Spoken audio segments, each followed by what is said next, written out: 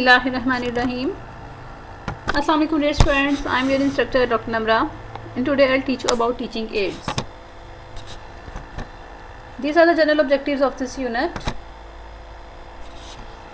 We remember 20% of what we hear, 30% of what we see. We remember 50% of what we see and hear, and we remember 90% of what we say and do.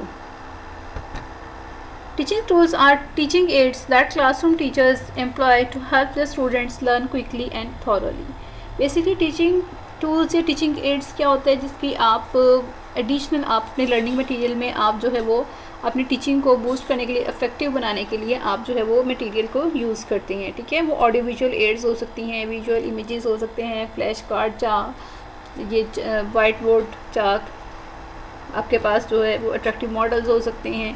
तो different ways से आप अपने lecture को attractive बनाने के लिए, अपने concepts को क्लियर करने के लिए वैरायटी ऑफ लर्निंग मेथोडोलॉजीज या एड्स को यूज़ करती हैं, तो वो टीचिंग टूल्स कहलाती हैं. ठीक है, और ये एजुकेशन में बहुत ज़्यादा इंपॉर्टेंस रखते हैं. इसकी डिफरेंट टाइप्स होती हैं लर्निंग एजुकेशन में, लर्निंग एनवायरनमेंट में.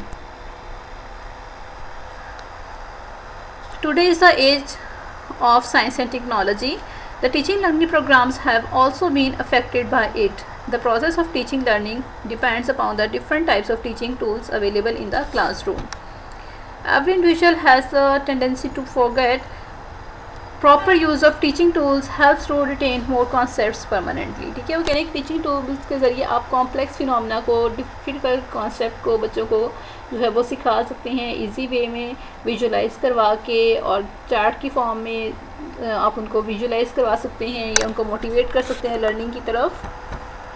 Teaching tools creates the environment of interest for the students. Learning environment को क्रिएट, इंटरेस्ट बनाने के लिए क्रिएट कर सकते हैं आप टीचिंग टूल्स को, और वो बच्चों की वोकैबुलरी इन्हांस करने के लिए, और टाइम को सेव करने के लिए, और एक पॉजिटिव एनवायरनमेंट क्रिएट करने के लिए, डायरेक्ट लर्निंग एक्सपीरियंस के लिए भी आप इसको यूज़ कर सकते हैं. नीड एंड इम्पॉर्टेंस क्या है? क्लैरिटी होनी चाहिए इसके लिए. आप बच्चों का इंटरेस्ट डेवलप होता है, क्लैरिटी होती है, मोटिवेट होते हैं लर्नर, सेंस ऑफ एबिलिटी और सेंस ऑफ सीइंग जो है वो एनहांस होती है, कोग्निटिव डेवलपमेंट होती है उनकी, सेव टाइम होता है. इससे टीचर का भी, स्टूडेंट्स का भी, आप डिफ़िकल्ट नॉलेज को जो है इम्पार्ट कर सकते हैं, इंडिविजुअल नीड्स को मद्देनज़र रख सकते हैं, लर्निंग को डिफरेंट एक्टिविटीज़ में एंगेज करके बच्चों को इनकरेज कर सकते हैं, वैरायटी ऑफ टीचिंग यूज़ कर सकते हैं, और इसके अलावा साइंटिफिक एटीट्यूड डेवलप कर सकते हैं. डायरेक्ट लर्निंग एक्सपीरियंस बच्चे जो है वो इसे गेन करते हैं, लर्निंग बाय डूइंग का कॉन्सेप्ट जो है, और प्रमोट कर सकते हैं इंटरनेशनल स्टैंडर्ड्स को. There are different types of teaching aids. Visual aids हैं, ऑडियो एड्स हैं, और ऑडियो विजुअल एड्स हैं. विजुअल एड्स में बेसिकली क्या होती है कि आप सेंस विजन देते हैं बच्चों को, यानी पिक्टोरियल फॉर्म हो सकता है, वो कोई फ्लैश कार्ड हो सकते हैं, मॉडल्स हो सकते हैं, चार्ट, मैप और फ्नाइलर बोर्ड, और इसके अलावा बुलेटिन बोर्ड, चाक बोर्ड, ETC, प्रोजेक्टर वगैरह हो सकते हैं, स्लाइड्स, प्रेजेंटेशंस. तो ये सारे विजुअल एड्स में आती हैं. ऑडियो एड्स में क्या है, जिसमें सिर्फ बच्चे जो है वो सुन के, सेंस ऑफ हियरिंग उनकी जो है वो उसमें जो है वो यूज़ करते हैं, इन्वॉल्व होती है, और इसमें टेप रिकॉर्डर, रेडियो और ग्रामोफोन वगैरह शामिल हैं. ऑडियो विजुअल एड में दोनों मिक्स है आपके पास, जिसमें आप विजन भी देते हैं और सेंस ऑफ हियरिंग भी होती है, जिस तरह टेलीविज़न, फिल्म, प्रोजेक्टर, इस तरह से आप बच्चों को दिखा सकते हैं, वीडियो की फॉर्म में आप बच्चों को दिखाते हैं. प्रिंसिपल्स क्या हैं? सिलेक्टिंग इफेक्टिवनेस इन यूज़, एजुकेशनल वैल्यू को इन्हांस करते हैं, रियलाइजेशन ऑफ ऑब्जेक्टिव्स होता है, इससे people centredness, interest and motivation level high होता है स्टूडेंट्स का, सिंप्लिसिटी, रेलिवेंसी एंड सूटेबिलिटी, यानी बच्चों के आप एज, नीड्स, उनकी और उनकी कैपेबिलिटी अकॉर्डिंग उसको सिलेक्ट कर सकते हैं. एक्यूरेसी होती है, इंकरेजमेंट होती है, well preparedness, avoiding too many aids, means to an end, integration, availability of resources, size of classroom, finance, facilities, experienced teachers. Principle of use में आता है preparation, awareness, teachers preparation, students में participation, दोनों आ जाती हैं इसके अंदर. जिसमें प्रेजेंटेशन है जिसको हैंडल करते हो, और आप टाइम को भी मैनेज करते हो उसके साथ, और अपनी डिस्ट्रैक्शन को अवॉइड करना होता है प्रेजेंटेशन के दौरान. इस तरह प्रोटेक्ट करते हैं, प्रिवेंट करते हैं, एक्शन है, फॉलोअप है, और एवेल्युएशन है. There are the charts.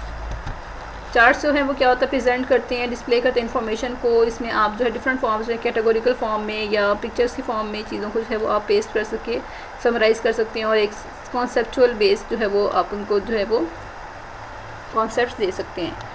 और it performing other helpful services in explaining subject matter. ठीक है, फिर आप उसको चार्ट को डिफरेंट आप विजुअल्स में भी दिखा सकते हैं. फ्लैश कार्ड्स होते हैं, These are useful for drilling new letters, words and other information. They are normally used in a classroom but can also be used more informally.